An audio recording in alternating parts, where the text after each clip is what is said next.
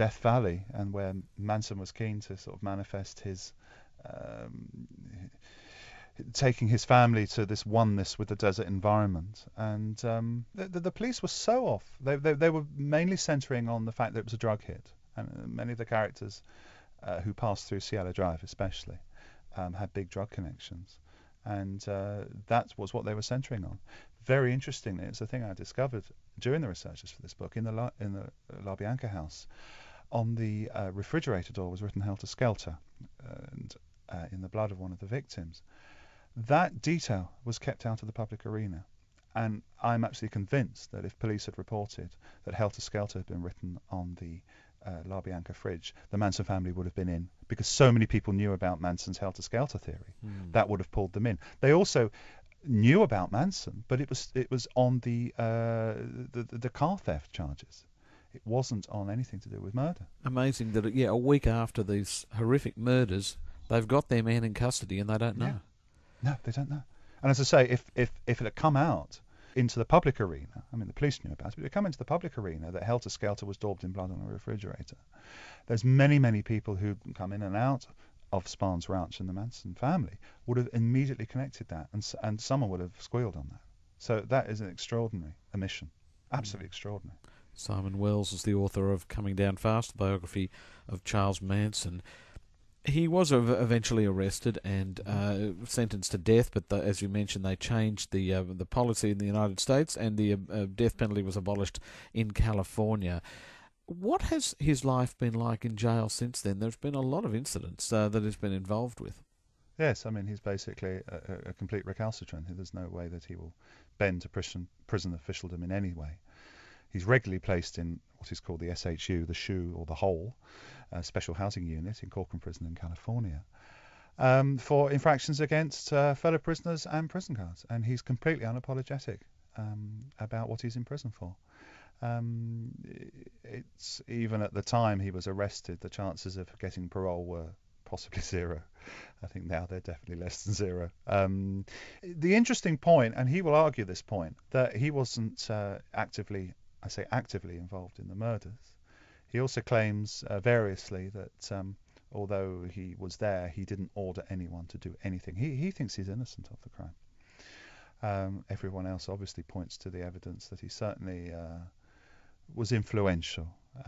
But his metaphor is so big that there's no way that even if his behaviour was exemplary, that he would find himself coming out of prison. So he's protected quite heavily within prison, and a lot of that's more for his own sake. I mean, obviously, an opportunist jailbird wanting a prize scalp, Manson is quite enormous in that. So I think any warden of the prisons Manson's been in has been, they don't want him being murdered on their watch. But there's been a few attempts, and not least in, I think it was 1985, that he was set on fire.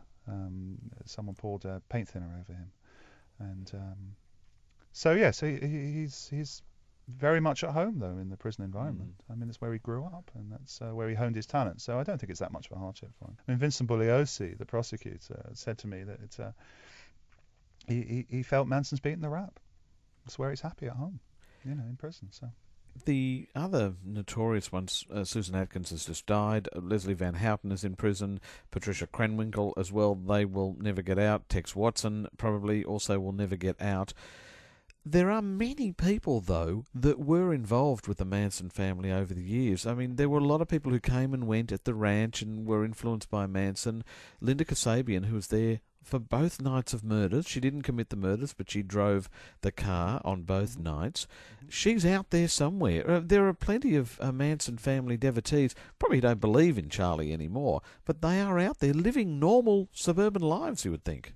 Yes, and I mean, at the end of the day, they've tried to put that behind them. What have you learnt in writing this book about people's desire to believe in someone or something, and the desire by some people to exploit that? I think the thing I've learned very much is the time was the time in the 1960s. And it was a time of emancipation, of freedom, where people were looking for a guru, a saviour. I mean, we've got to also remember that Manson's influence, this is not the Jim Jones cult, this is not Koresh, this is a man who had influence maybe over close influence over maybe 12 people, but the Manson family, at the end of the day, was a very small entity. But nonetheless, he was a hugely charismatic character, and I think at that time people were searching, people were looking, and certainly through the use of drugs, notably LSD, it threw up questions about wanting to see this fantastical world that the drugs put in front of people. And Manson was savvy enough to to certainly say he could lead people to this. So it's very much a story of the 1960s. And I really stress that in the book. I don't think it would happen now. People are too wise now. People have got access to too much information now. This was a time of still quite a sort of austere time where people like Manson had the power to say things without it being cross-referenced or cross-checked. It was very much of the 60s. And the amazing thing there is he is described as the man who killed the 60s. The 60s ended the night of the Tate killings. Yes, and I think ultimately those words are actually from the prosecutors. I mean, it was, in a sense, he is now the flip side to the joyous optimism of the 1960s. And there were many people in California, Rod, who were keen for the hippie dream to end. Let's make no bones about that. The hippie phenomena is the most powerful youth cult that's ever emerged. So in a sense, Manson walked into, the cult of Manson, I should say, walked into this scenario and provided the establishment with the bogeyman. Here is what happens if you become a hippie, and this is, you can't trust hippies, you can't trust communists. And it did wonders for their case. Manson, I think, really, in a sense, played the role as the hippie cult leader. A lot of people have said if he'd actually kept his mouth shut and, presented himself reasonably, he may well have argued his case successfully, as certainly he was involved in the planning of the murders, but he wasn't present. He might well have got away with something less than 9 counts of first-degree murder. We've got to remember he wasn't present. But again, because in some ways he's not that bright, because he played the part the prosecution wanted, the crazed lunatic hippie. So those court trials there was no doubt whatsoever that all of them were going to be convicted on those charges.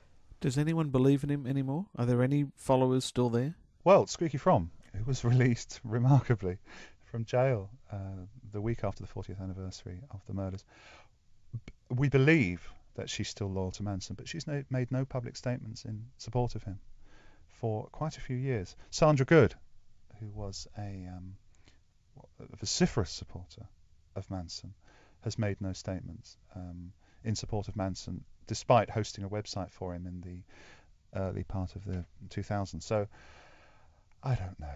I mean, it's there will be young people or people who really are disenfranchised who will follow the metaphor of Manson and the family. But as for people who were around at the time, no, I don't believe so. And if those murders hadn't taken place, he would have been forgotten.